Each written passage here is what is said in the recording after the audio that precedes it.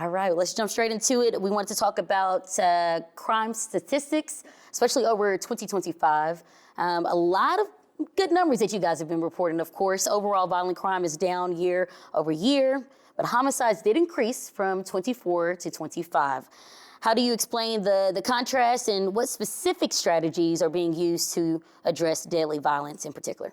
Well, homicides are probably one of the more difficult things to try to deal with. Nobody calls us when they're about to go commit them. So, out of the 44 homicides that we recorded last year for 2025, a majority of those were domestic or acquaintance related. 12 of those actually being domestic. 25 of those were actually where the victim and the suspect, had some kind of relationship, knew each other.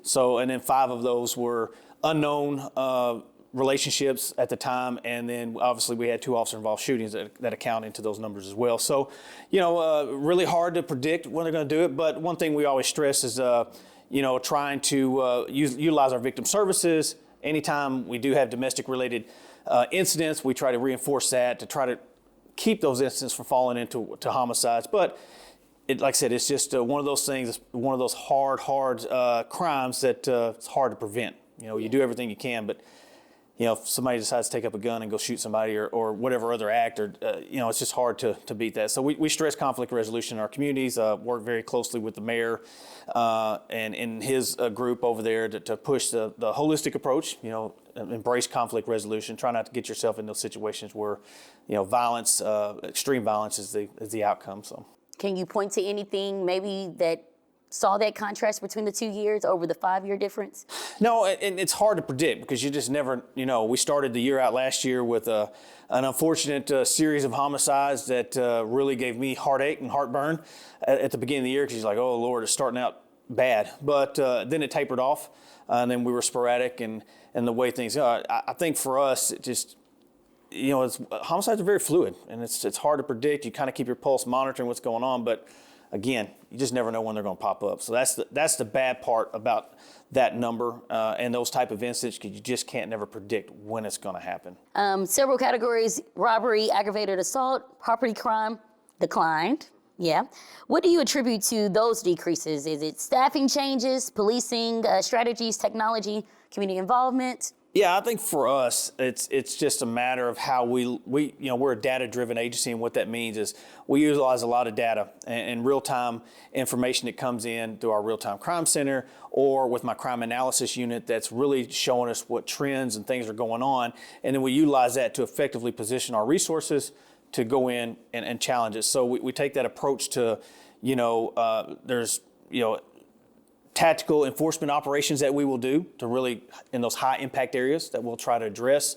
We use that increased patrol activity to enhance deterrence, and then obviously, hopefully, provide better visibility for us, and then reduce response times, I think is important. Our data-driven initiatives we push. And then I think the last piece, which has been, I think we were successful in last year getting better at, is our collaboration with the community. And that community collaboration, working with various groups, organizations, putting information out, I think that helped. Because I think when we come out of 2024, even coming out of COVID, I think people in the communities across the country were getting tired. They're getting tired of the violence. They're getting tired. So I think you saw people kind of stand up and say, hey, we want to take our neighborhood back. We want to become more involved. And that should be the way, because everybody has a role in public safety. It's just not the police. It's what's the entire community doing to move the needle. So I think we saw that, and hopefully we can continue to ride that momentum into 2026 and see those numbers go down even further. Yeah, you have that group that says, hey, we want to take it back. This is our neighborhood. This is our community. You also have a group of residents, when they hear the phrase crime is down, they're like, yeah, well, I don't feel safer, right? So what do you say to people whose lived experience doesn't really match the statistics? Yeah, perception is reality. I mean, there are some communities within our city that I know for a fact consider right now they don't feel safe. It's not acceptable to me. There's other parts of the city that do feel safe. So when we have those areas that historically have had challenges, that tells me that's where we have to really continue to focus our efforts and not really over police that community, but how do we get more of the community involved to be part of it? And that could be from an enforcement standpoint, or that could be where we're utilizing other city services, whether it be code enforcement, public works, things of that nature that are or maybe some quality of life issues that we can do to help spruce up that neighborhood. So I think it's a full court press, so to speak, to go in there and try to detour that activity where we can help change that perception, where people can start feeling safer in their neighborhoods. Because, my deal for 2026, my vision is for us, it's how do we continue to improve the safety of our community. I consider Little Rock, it is a safe city, but there's more that we can do to make the entire community feel safe. And that's what we got to continue to do with all of our efforts and all of our resources. Yeah, I would love to go a little deeper on that. Are there specific neighborhoods or divisions where crime remains stubbornly high? And how are resources being pushed more into those areas? So we have areas that historically have been, I've been here for almost 30 years now, and there's certain areas in throughout the city of Little Rock that historically have had challenges. And some of those are environmental, and what I mean by that, weed lots, a lot of rent houses, things of that nature, rundown properties. So that's where we got to continue to focus and get other people engaged to try to make everybody responsible. So we will go in there and help, whether it's to our community resource officers, it's working with code enforcement, it's our outreach through whether it's our youth programs to go in there and get our youth engaged and involved in certain aspects, leaning our faith-based organizations to get more involved. So that's where it's not us just doing it by ourselves. It's trying to reach out to all the areas that are impacted by violent crime or just property crime, things of that nature, where we know it's high. We will focus additional resources in there that we can to make sure we're trying to address those problems. So it's very fluid. That's one thing about law enforcement that I don't think sometimes our community understands a lot. It is very, very fluid, where it's easy to say, why are you not handling all the speeding out here on this road? Well, yes, speeding is a problem, and it's one of those things that we continuously have to chase. But I also have other problems over here that are probably a little more pressing I got to go deal with right now. Once we can get this kind of beat down, we'll get back over here. So it is very fluid how we try to address it. And I think that's where society is right now. It's constantly popping up, and how do we kind of try to address it and get better at it? Yeah, so you wouldn't necessarily say, maybe the Southwest District or Division or anything you don't want to. I think there's in my personal opinion, there's areas all across this city that we can do better at, whether it's on the West End, East End, Midtown, South End, Southwest. There's things we can do in each one of those areas to make those people that live in there and reside in there feel safer. So there's things that we can always do. But when you're always dealing with staffing and things of that nature, this is where we use neighborhood associations. We find the leaders within that part of the community, and those community advocates, use them to help us too. So I think that's the approach we've been good at in 2025. But hopefully we can continue to expand that going forward in 2026. Let's talk about community policing and trust. The department emphasizes trust in connecting, but trust, of course, can always be fragile depending on who you're talking to. How are officers being trained to build trust in everyday, non-emergency interactions with the community? I think it's all about relationship building. It's getting out to talk and recognizing that everybody you come into contact with has value. Regardless of the situation, what you're dealing with or what you're dealing with, I mean, you've got to recognize that. And a lot of times people are frustrated. They're angry. You don't take it personal. They want to be heard. They want to be listened. So I think it's learning how to develop that active listening technique and that skill, because it is a skill, and listen to what people are saying, because not necessarily they're throwing the words at you, but it's not really meant for you. It's just they want to be heard. So it's leading to my strategy, what I want to do for 2026 is called one-by-one policing. And what that does, we really want to focus on compassion, and then take that and then figure out how we can embrace the idea and the concept that what we can do best to figure out how to serve each person individually.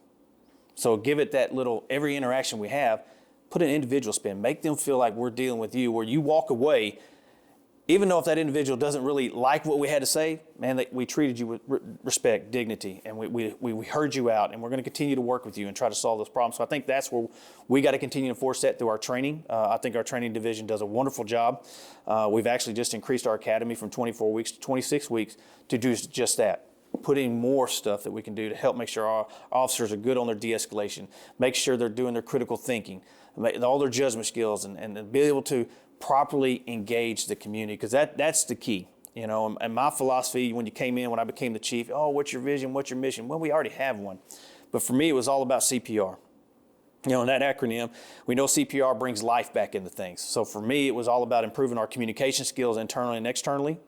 It's all about the P was for professionalism. We got to be the professionals that our community expects us to be and what I expect the men and women in Little Rock Police Department to do, and then our R's relationship, which is the foundation for everything that we build. I cannot build a house if I don't have a solid foundation, and that foundation is the community. We've got to be able to build that trust, and a lot of it's very historical. It only takes one bad incident to wipe a lot of that out, but we got to continue to engage the community members. We got to be able to have those tough conversations and build those relationships, and I think being born and raised here from Little Rock, I kind of understand it a little bit and look forward to continue to develop that for myself, but and hopefully establish that trust within our community and have so people can have faith in the men and women of Little Rock Police Department. Yeah, I think you brought up a perfect point that I wanted to get to next. I talked to the mayor about this just a couple weeks ago.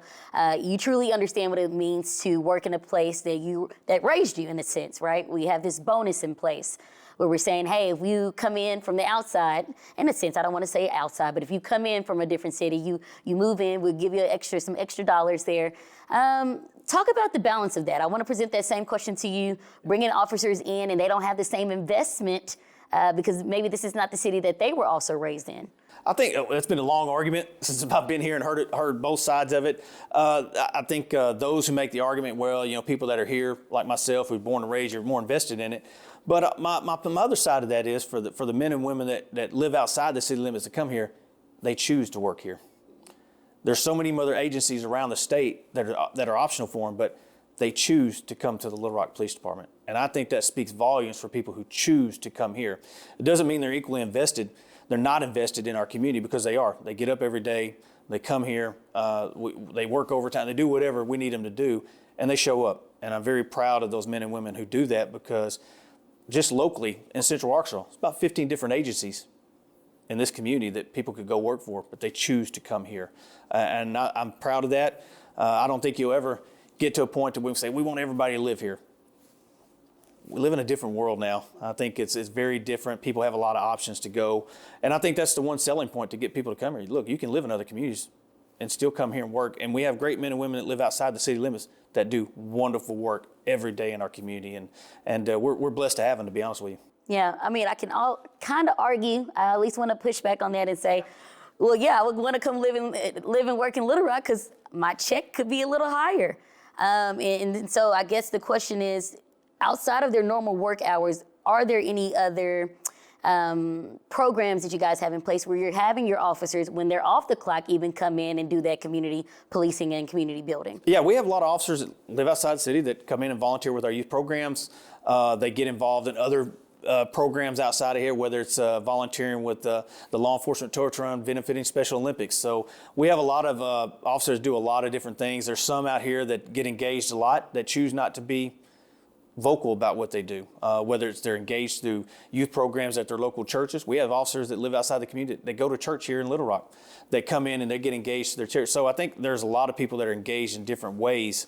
And a lot of them just choose to be silent. And when they're out of this uniform, their husbands, their wives, their spouses, they're doing their things, and their parents, and they get engaged in a lot of variety of different programs. So, but I do see both sides of the story. I mean, I really do. But I can say that I'm really blessed that those folks choose to work here too. So let's talk transparency. It's a core value for you guys, right? When incidents happen that damage public confidence, which you did mention earlier, it can be one that can erase a lot. What does transparency look like internally and publicly? Well, I think you have to be willing to answer those questions. I mean, I think you have to be able to show what we're doing, why we're doing it. When I became on as a chief, one of the goals was we put all of our policies out there online. So they're out there online. We allow people to see our crime data through the export tool that's on the city's website. So I think getting more and more pushing information out there, because we live in a world where everybody's starved for information. They want it not like right now. And transparency too sometimes is difficult. Sometimes we can't release information because whether it's an ongoing investigation, we don't want to compromise an investigation. We want to make sure we protect our victims and things of that nature. So I think it's an understanding thing that we have to do, but that's where I think our public affairs office tries to push the information out as quick as we can, because I think we live in an age where information can get very misconstrued very quickly if it's not done right and it's not presented right. So I think we have to push that out when we can, but I think when people ask questions, making ourselves really available is one way transparency. We have our neighborhood quarterly meetings coming up here. We do it 4 times a year at all of our patrol divisions.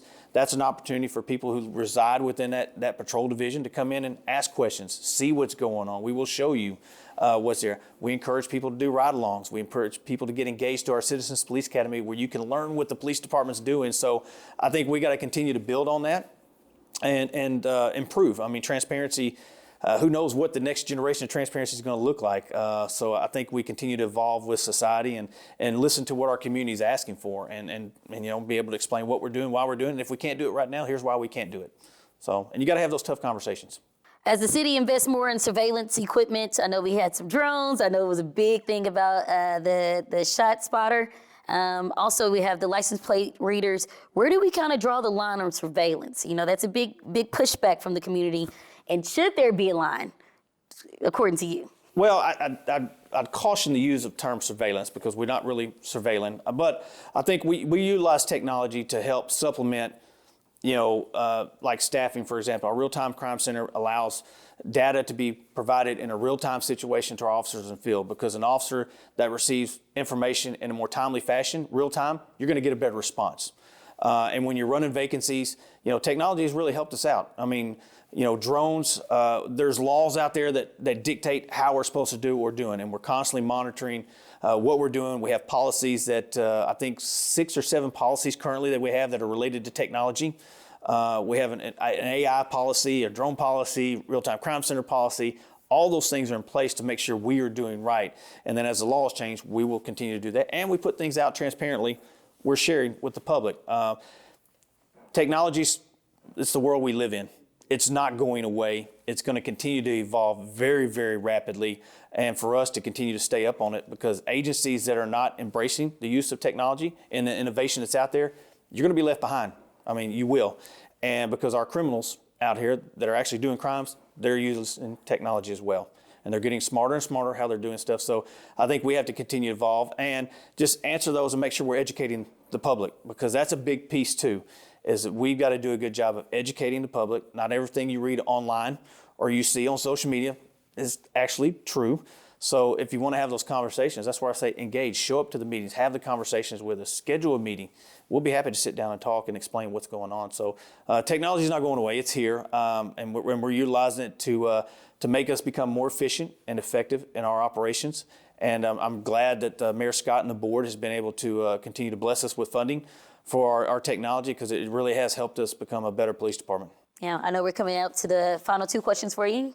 I have this question for you. How does the department balance proactive policing with concerns about over-policing and bias enforcement, especially in communities of color? So for us, we are a data-driven and proactive agency.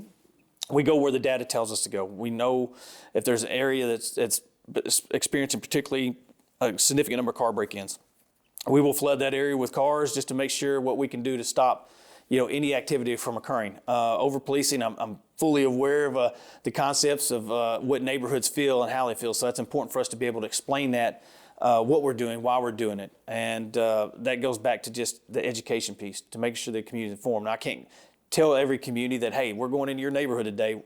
Can't do that. But when those concerns do come up and people call, because they do, is to explain this is why we're doing what we're doing and show why we're doing. And there's things that we do sometimes that are, we're out there looking for the worst of the worst. We do that a couple times a year, that we will go out and look for the trigger pullers, the people who are actually pulling the trigger, causing violent crimes, shooting people, killing people. And that sometimes floods us into certain areas that, are predominantly African-American neighborhoods. So when that happens and we get the back, lash of it, people in the community say, oh, we're out there just arresting minorities. Not really the case. So, and that's where, I engage the mayor, have those conversations with him, explain what we're doing, and then we can both get on and have those conversations with faith-based leaders, organizations like the NAACP, whether it's other organizations or groups, that we have those conversations and say, this is why we're doing it. I think once you're able to do that and build those relationships, it makes it easier to most communities understand why we're doing it. So, and when we have mechanisms in place, if people don't like what's going on, feel like they've had a negative interaction, people have an avenue to complain, and it'll be fully investigated. I think that's one thing that we've done a really good job at, is when people complain, we're going to investigate it. We're not going to turn a blind eye. We're not going to send you away. We will investigate it. And if our officers are wrong, then they'll be held accountable for whatever policy or whatever it may be. Yeah, was that, everything you just said, was any of that in place during the summer of 2024? I'm thinking stretching from like July to August. There were some concerns, especially in places of color, about that over-policing. Did you get any word of that, and was that the case? Yeah, anytime the summertime, obviously, kids are out of school. Youth is a challenge sometimes in the summertime. We usually see more activity in our summertime because you have people home from school, you have people out of school. It's warmer, more people are outside. So, we tend to have more officers out in areas that we identify for as, high impact areas, whether it's crime or wherever it may be. And I think some people do feel over-policed, but it's for the protection of everybody in our community. And, while it's not fun to be stopped, I've been stopped as a young kid, never is fun. But it's important that people understand, hey, if you're being stopped, the officer should be explaining why you're being stopped and going those routes. So it's something that we got to continue to work on with our community and building that, making those deposits into the community trust bank. So when I do have to make a withdrawal, it's not as bad as we need it to be. But it's all about explaining, talking, and letting them know, hey, it's what we're going on. I think, working with the city's Department of Youth Community Programs, we try to work very heavily with them on what's going on to help them communicate to us what they're here, and we're telling them what we're doing. So it's a full court press on how do we get that information out there. So last question for you, big one. If I'm doing the math correctly, we talked about it. We're rounding out year 30 for you. Yes. Here with this department, not anywhere else. Here at this department, 30 years. Talk about what do you see the next year for 2026? How does that look for LRPD? What are your biggest concerns? And what are you excited about? I don't know if I want to use the word excited, but what are you looking forward to most? And maybe also, what does the next 30 years look like for you? Oh, next 30 years. I don't be around the next 30 years. So, for next year, going into this year, I guess 2026 now, it's my biggest fear is just the unknown. You just never know what's going to happen right now. Our world's very volatile. Just trying to stay focused on, what we can do to continue to get better as a community. How do we continue to do the things that we need to do to help our community thrive, improving that quality of life? So that's for me is what I sit around thinking about. What can we be doing better? So for my deal, it's how do we continue to improve safety for all areas of our community so we do feel like a safe city. I do believe we are safe, but I'm not blind and dumb to think that there's not areas of our community that do not feel safe. So that's what gives me heartburn is how do we go in there and fix that? And how do we make that improve? And then it's the engagement piece. How do we continue to engage the people? Not only externally, but I got to be able to engage my people internally as well. So how do you continue to do that? Because that is the true success. If you have those relationships, how do we keep those conversations going? How do we constantly build trust? And historically, a city that's had many, many challenges. And we've come a long way, but we got still a long way to go. So we've got to continue to do that. And how do we get better today than the previous day? So it's how do we continue to get better?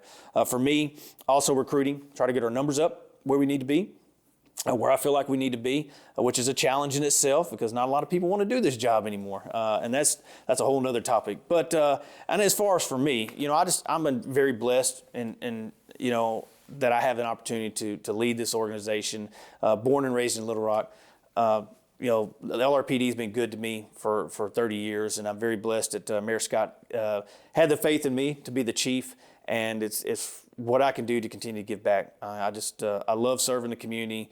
I understand some of the frustrations. I know there's a lot of work to be done, but I want to continue just to give back. I mean, that's all I know how to do. It's all I want to do. It's all I've ever wanted to do is just to give back and be part of something that I believe is important. And I believe our city is important. I think we are a great city. We're a growing city. Things are thriving. And I think Little Rock's going to be a really growing little over the next few years, especially if we see the things like the master plan take off and some of the exciting things that I think the mayor's vision has that Little Rock's going to be a really cool place to be. Would you maybe leading for another 30? I don't know if I'll be around 30. That's a long time, but I'm going to stay around as long as I can, as long as I have the opportunity to do it, and as long as the good Lord allows me to do it, and I have my health, and I have great men and women that are here. I mean, because really, honestly, it's the men and women of the department that really that makes this machine grind out. I'm very blessed for them, all of our people. So they are the ones that are true heroes of this organization.